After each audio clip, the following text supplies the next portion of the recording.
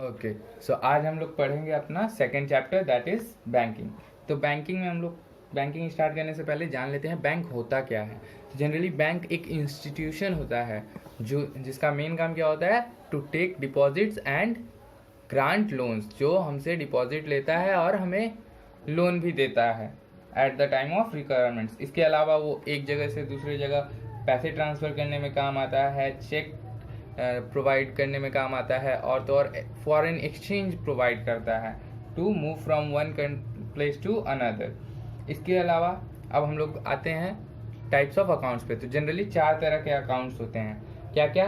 पहला आता है सेविंग्स अकाउंट, जो नॉर्मली कोई बंदा खुलवाता है अकाउंट तो उसको हम लोग बोलते हैं सेविंग्स अकाउंट। उसके बाद आता है करेंट अकाउंट, ये जनरली बिजनेस पर्सनल खुलवाते हैं। क्यों? क्योंकि इसका ट्रांजैक्शन लिमिट नहीं होता है, इसमें आप पर डे बहुत सारे ट्रांजैक्शन कर सकते हैं। बट सेविंग्स अकाउंट में क्या होता है कि ट्रांजैक्शन लिमिटेशन होता है, ट्रांजैक्शन लिमिटेशन होता है कि आप सर्टेन नंबर ऑफ ट्रांजैक्शन ही कर सकते हैं, और इसमें नो ट्रांजैक्शन लिमिट। इसके साथ साथ करेंट अकाउंट का और भी बहुत सारे बेनिफिट हैं, जैसे ओवरड्राफ्ट फैसिलिटी, मतलब आपके अकाउंट में अगर पैसे खत्म हो गए तो आपको बैंक ओवरड्राफ्ट भी देता है फॉर सर्टेन बिजनेस। फिर आता है fixed deposit account. Fixed deposit में क्या होता है, इसमें हम लोग कोई ट्रांजैक्शन नहीं कर सकते हैं। आप एक सर्टेन अमाउंट डिपॉजिट कर देते हैं for a fix period of time, और उस पे एक फिक्स रेट ऑफ इंटरेस्ट आपको मिलता है after the completion of the period. और लास्ट जो हम पढ़ने वाले हैं इस चैप्टर में, वो है हमारा रेकरिंग डिपॉजिट अकाउंट। वो क्या है? Recurring deposit account. Recurring deposit में क्या होता है, आप एक फिक्स्ड अमाउंट पर मंथ आप डिपॉजिट करते हैं, जिसके हिसाब से आपको क्यूमुलेटिव इंटरेस्ट मिलते जाता है। मतलब अगर आप मान लीजिए 100 रुपये डिपॉजिट कर रहे हैं एवरी मंथ, तो पहले मंथ तो साल भर बाद आपको इसका 100 इंटू 12 इंटू जो रेट ऑफ इंटरेस्ट रहेगा उस पर इंटरेस्ट मिलेगा। फिर जो नेक्स्ट मंथ का आप 100 देंगे, उसमें 100 into 11 into rate of interest, मतलब क्यूमुलेटिवली इस पर आपको 11 मंथ का इंटरेस्ट मिलेगा, इस पे 12, और फिर जो नेक्स्ट 100 होगा उस पर 10 मंथ, और उसके नेक्स्ट पे 8, और ऐसे करके बढ़ते जाएगा। तो इसको हम लोग बोलते हैं रेकरिंग अकाउंट। रेकरिंग अकाउंट में हम लोग 2 चीज़ कैलकुलेट करेंगे, इंटरेस्ट कि हमें कैसे इंटरेस्ट मिलेगा और कितना मिलेगा, और दूसरा है मैच्योरिटी वैल्यू। मैच्योरिटी वैल्यू क्या होता है? जो हमारा at the end of the term मिलता है। सपोज आप 2 साल के लिए अपना रेकरिंग डिपॉजिट कर रहे हो 200 रुपये का, तो आपको एंड में जो अमाउंट मिलेगा that is principal plus interest, उसको हम लोग क्या बोलते हैं सिंपल टर्म्स में? Maturity value. क्या बोलते हैं? Maturity value. अब हम लोग सीखेंगे calculation of interest on recurring deposit. क्या सीखेंगे? Calculation of interest on recurring deposit. How can we calculate interest? ठीक है, रेकरिंग डिपॉजिट में हम लोग इंटरेस्ट कैसे कैलकुलेट करते हैं। तो हमारा उससे पहले हम लोग जान लेते हैं कि सम ऑफ n नंबर्स, जैसे हम लोग क्या जानते हैं कि हम लोग इसको पर मंथ डिपॉजिट करते हैं। तो टोटल टेन्योर हम लोग कैसे कैलकुलेट करेंगे कि कितने पे इंटरेस्ट देना है। तो सपोज हमारा अगर 1 + 2 तो जैसे हमारा 1 + 2 + 3 + ... n टर्म्स के लिए है, n पीरियड ऑफ टाइम के लिए है, तो हमारा टोटल टाइम पीरियड कितना होगा वो कैलकुलेट करने के लिए एक बेसिक सा फॉर्मूला है, n × n + 1/2। ये जनरली हम लोग टाइम पीरियड, तो ये हमारा किसके लिए होता है? n × n + 1/2। ये हमारा टोटल टाइम पीरियड कैलकुलेट करने के लिए होता है। ओके, तो ये हमको टोटल टाइम पीरियड कैलकुलेट करने के काम आता है, n × n + 1/2। अब एक्चुअल जो हमारा फॉर्मूला है जो हमको क्यूमुलेटिव इंटरेस्ट कैलकुलेट करने में मदद करेगा, वो क्या है?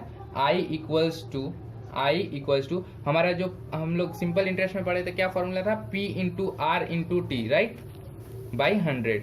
ये हमारा सिंपल इंटरेस्ट का फॉर्मूला था। अब जो हमारा फॉर्मूला यूज होगा वो क्या होगा? Principal into rate by 100 into time के जगह पे हम लोग क्या लगाएंगे? ये क्यूमुलेटिव टाइम कैलकुलेट करने वाला formula, that is n into n plus 1/2। अब क्योंकि ये हम लोग जो डिपॉजिट करते हैं ये हमारा मंथली डिपॉजिट है, ये जो डिपॉजिट होता है वो हमारा मंथली डिपॉजिट है, इसलिए इसको इंटू 1/12 कर देते हैं to know the exact tenure. So यहाँ पे हमारा आर क्या हो जाएगा, rate of interest, R equals to rate of interest, P equals to money deposited per month, money deposited per month, and N जो है वो क्या हो जाएगा हमारा, number of months, number of months, N will be number of months और you can say the time period. ठीक है, so that was the formula to calculate the interest. अब हम लोग आ जाते हैं मैच्योरिटी वैल्यू पे। अब सपोज अपना इंटरेस्ट निकल गया है तो अपना मैच्योरिटी वैल्यू क्या होगा, टोटल डिपॉजिट करने के बाद पैसा कितना मिलेगा, है ना।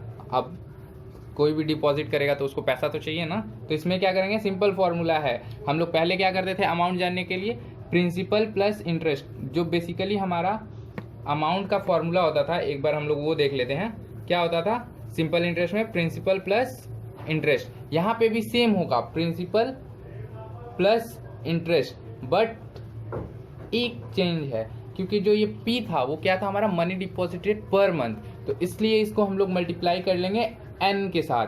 N क्या था हमारा, नंबर ऑफ मंथ्स, तो हम लोग P इंटू N कर लेंगे, तो इससे हमको क्या पता चल जाएगा कि टोटल हम लोग पैसा डिपॉजिट कितना किए हैं। उसके बाद इंटरेस्ट उसमें ऐड ऑन कर देंगे और हमको हमारा मैच्योरिटी वैल्यू मिल जाएगा।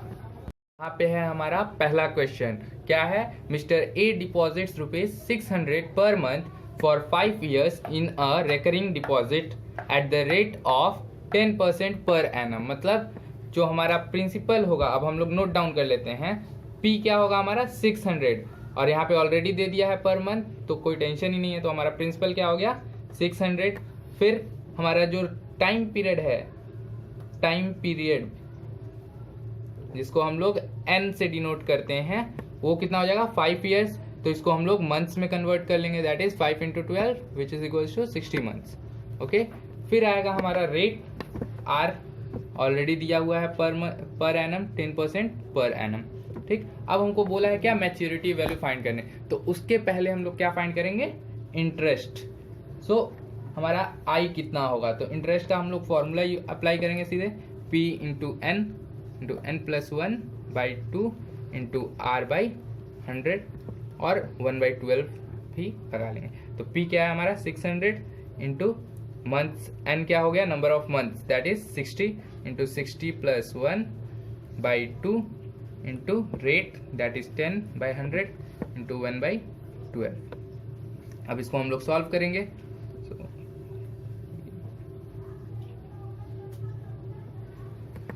So it will be 600 into 3 into 61 into 1/12.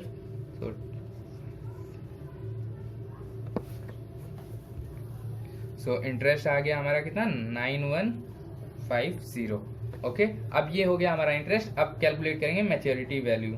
हम शॉर्ट फॉर्म में लिख रहे हैं, आप लोग please use full form maturity value because you have markings. तो मैच्योरिटी वैल्यू क्या हो जाएगा, P into N plus I, तो P हमारा कितना था 600 इंटू N कितना था 60 plus I, so 600 into I क्या था हमारा 9150, तो हमारा आ जाएगा ये 36,000 plus 9150 which is equals to 45,150। तो ये रहा हमारा पहला solution. So it is very simple, बस आप लोग थोड़े ध्यान से फॉर्मूले को देखिए और फॉर्मूला रिवाइज करिए एंड प्रैक्टिस इट।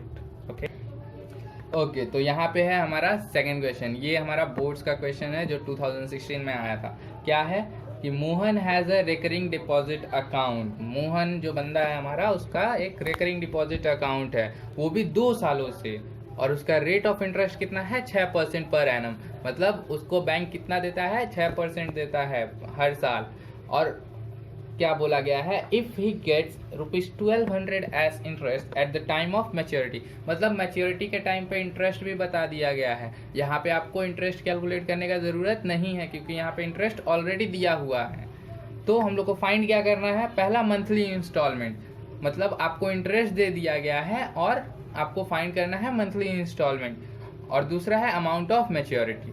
तो उससे पहले हम लोग कुछ एजम्पशन कर लेते हैं।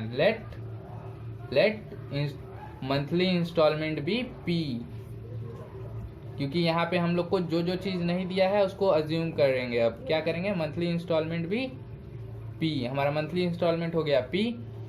टाइम पीरियड यहाँ पे दिया हुआ है, टाइम पीरियड ब्रैकेट एन क्या है हमारा 2 years, that is 2 years which is equals to 24 months, 2 into 12 है ना। और रेट ऑफ इंटरेस्ट, रेट क्या है ब्रैकेट में आर, 6% पर एनम, कोई टेंशन नहीं है।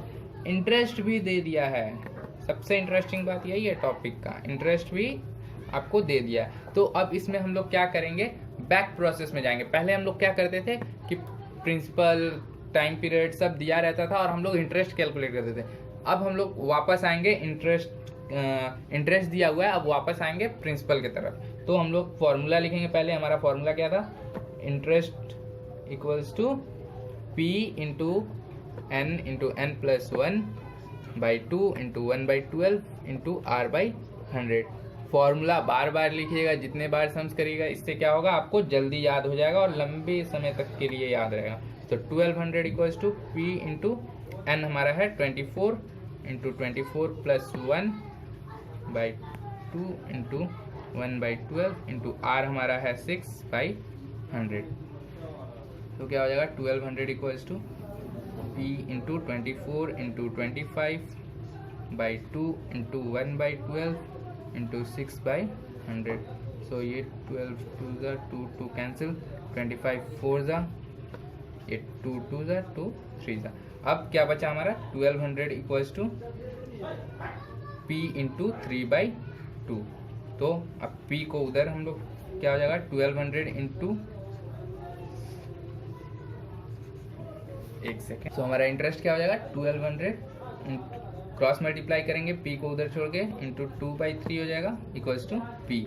सो क्या आएगा 3400, दैट इज पी हमारा कितना हो गया 800। तो हमारा मंथली इंस्टॉलमेंट क्या हो गया ₹800। तो ये आ गया हमारा पहला पार्ट का answer, what is the monthly installment. तो मंथली इंस्टॉलमेंट हमको मिल गया 800।